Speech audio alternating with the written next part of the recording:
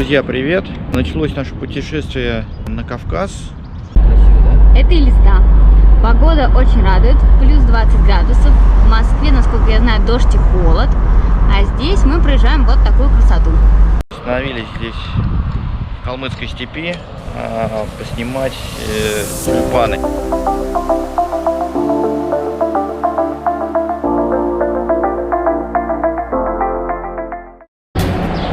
Начался первый день нашего путешествия с посещения рынка в Дербенте. Мы сейчас здесь в старом городе. Вот так вот здесь оживленненько. Центральный базар Дербента. Вот так вот выглядит.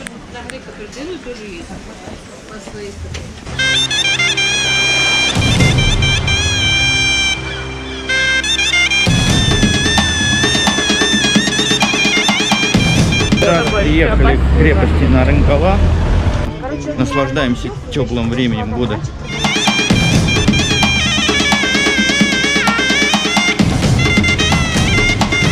Я был уже здесь. Что я могу сказать? Травка стала зеленее, потому что сейчас весна. И в целом очень комфортно. Давай я понесу GoPro, а ты понесешь меня. Ну, я подумаю над этим, но я пока чуть-чуть вперед пойду. Столько подъемов еще будет подумать. В октябре был тур Кавказ 2020 с Red Off Road. Соответственно, сейчас мы повторяем практически тот же маршрут. Понравилось в том году, и, в общем-то, в этом тоже есть желание проехаться по всем красотам Северного Кавказа. В программе нашей в этот раз Дагестан, Чечня, Ингушетия. И начали мы наше путешествие сегодня, 1 мая, с старта в Дербенте. Сейчас вот здесь гуляем в Дербентской крепости, а день наш закончится в высокогорном селе Куруш. В том году были Кубачи первой ночевкой. В этот раз Куруш. Это, в общем-то, такое нововведение, да, этого проекта в этом году. Сначала были ракушками, смотри. Кто был ракушкой? Камням, говорю, миллионы лет. Тут ракушки в них. Они сделаны из ракушек и песка. Хочу тебя разочаровать, что это подвосстановлено достаточно сильно. Наверное, да. Еще раз привет всем. Мы едем в высокогорное село Куруш. Вот эта дорога, это граница с Азербайджаном. И выглядит это вот так.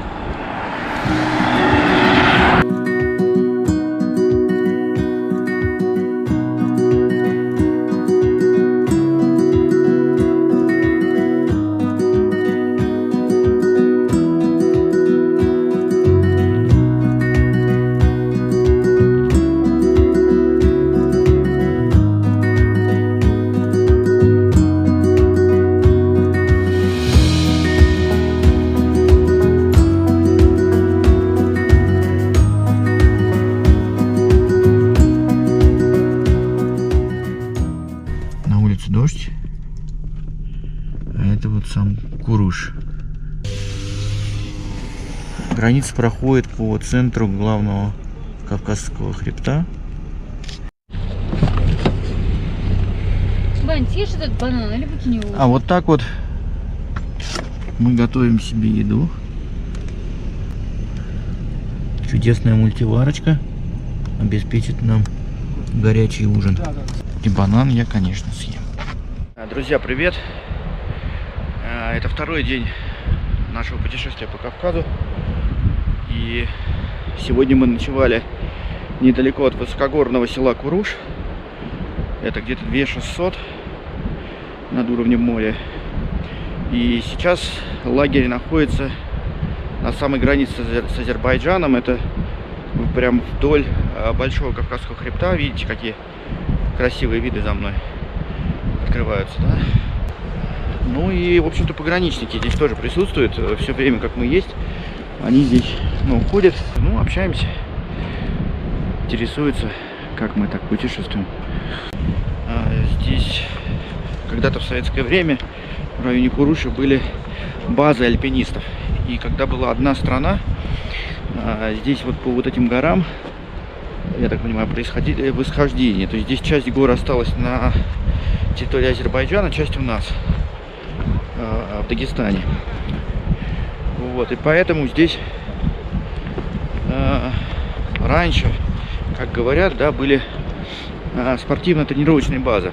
Я когда сегодня утром открыла глаза, и передо мной предстала вот эта гора, солнце, я обомлела. Потому что вчера-то мы приехали, здесь было ничего не видно абсолютно. Был туман, темнота. Было вообще непонятно, что здесь. А сегодня с утра это просто потрясающе.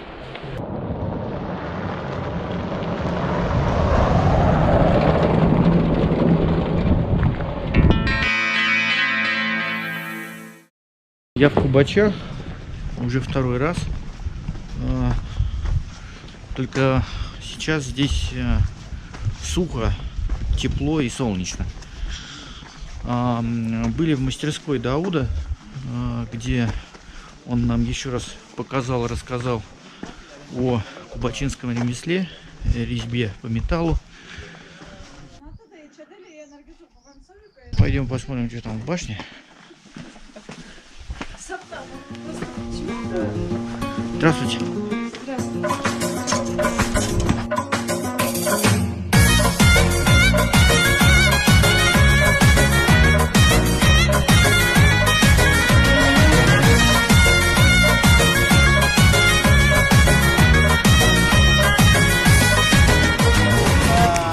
На грейдере приходится стравливать воздух в колесах.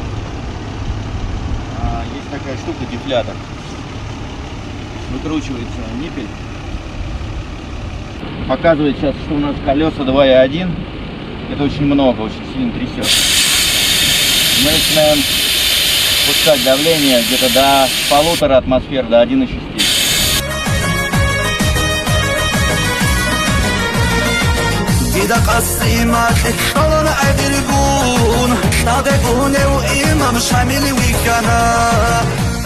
Всем привет! Третий день нашего путешествия по Кавказу. Мы в Дагестане по-прежнему. Сейчас находимся в Гунебе. Гунеб известен тем, что здесь пленили имама Шамиля, который был лидером сопротивления во время войны с Российской империей, во время Кавказской войны в 19 веке. Родина его в другом селе находится, а вот именно завершение войны, я так понимаю, связано с Гунибом.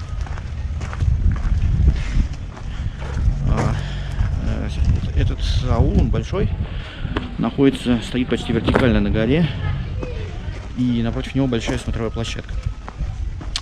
Сюда идет очень крутой серпантин на эту гору, по которому мы вот сейчас забрались и идем в Парк Победы. Вообще Дагестан поражает количеством мемориалов, памятников героям Отечественной войны.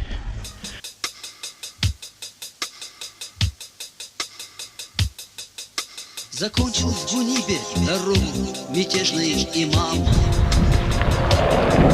Свирепые сабли, потертые ножны ложили. Живые мюриды вернулись к своим очагам. Опавших под пеплом легенды времен хоронили.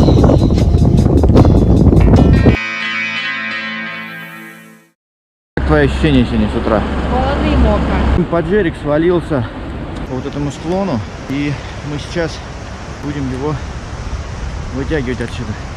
Вместо гамсутля эвакуация. И там третий якорь получается, да? Но они там молодцы, они за камни зацепились. В машине самого главного экспедитора Русского географического общества. Вань, только ради бога, смотри, куда едешь. Всем привет! Мы не расплатимся иначе. Репутации.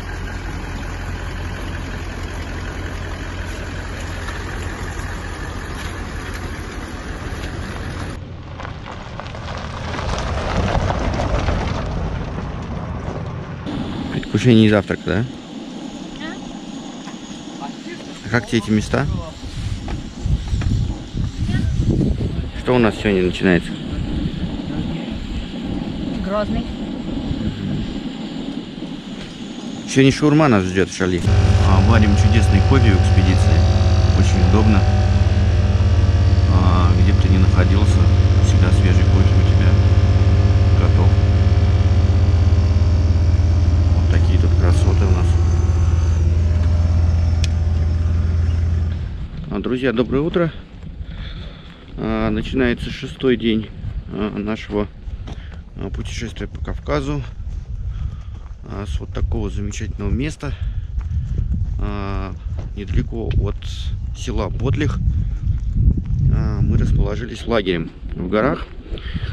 Здесь совсем недалеко уже граница с Чечней. То есть сегодня после брифинга мы будем делать переезд в Грозный. Тоже там будет горная дорога. Вот, а вот здесь такое, ну, небольшое как бы плато получается, да, где расположился наш лагерь.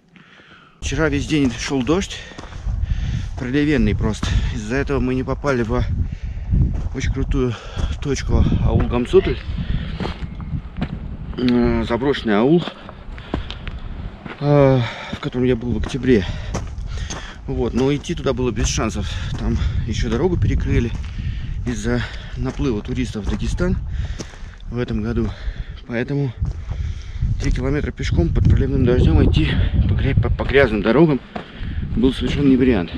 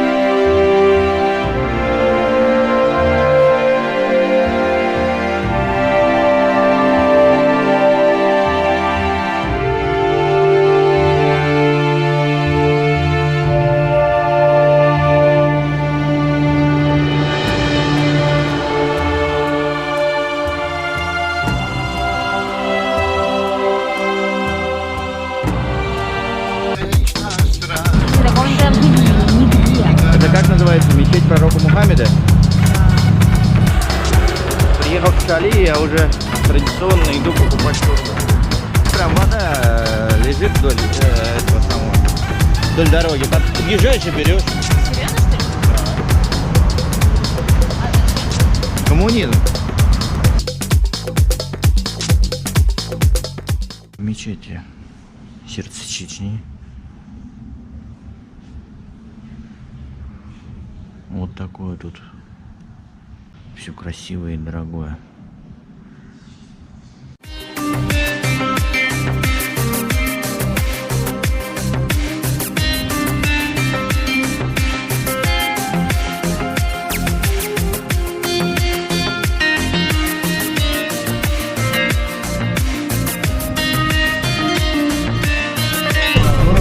Немного отличается от того, что было в октябре.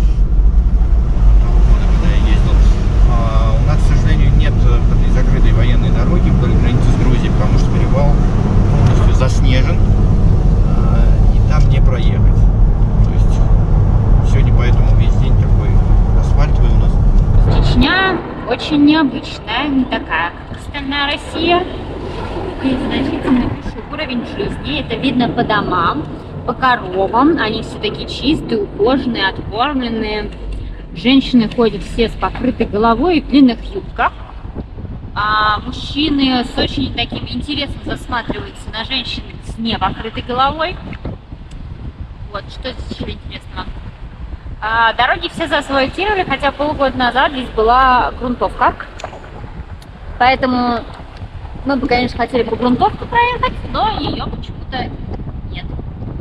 Сегодня заключительный день нашего тура по Кавказу 2021 года. Мы по-прежнему в Чечне, и вот приехали в такое место, которое называется Никоройский башенный комплекс. Значит, в конце ущелья вот такая красота здесь. Что-то похожее мы видели в Грузии, Шетили, например, да? Но отличается, в общем-то, архитектурно, и цветовая гамма другая, и сам материал, мне кажется, иной изготовления этих стен и крепостей. Дорога сюда очень интересная, очень крутая, крутые спуски и подъемы. Кто-то даже видел медведей по пути, целых 3 штуки. Так что места очень глухие. Это, кстати, приграничная территория с Грузией. Итум-Калинский район. Здесь погрантерритория, поэтому здесь все по пропускам и не так много народу. Путь сюда занимает минимум час, я думаю, на машине, потому что приходится ехать там 20 км в час и меньше. Всякие броды, крутые спуски. Непросто. Вот такая красота нас радует в последний день нашего путешествия, потому что сегодня вечером мы уже поедем обратно в сторону Москвы. Сейчас попробую вот тут вот где-нибудь начать подниматься, ну и дойти до основной башни. Вообще они рассказали, чеченцы, нам, что у них все горы и земли, они принадлежат каким-то тейпам. То есть ты не можешь просто там так где угодно строиться, не спросив разрешения у тех, кому, у потомков, да, у кому принадлежат эти земли. Если никто не находится, то есть ничейные земли, да, они просто вот так стоят оставленные. Видимо, либо нет потомков, но занимать их нельзя. Такая вот интересная у них традиция. Ну вот мы и наверху. Но тут несколько проще, чем в Гамсутле, конечно.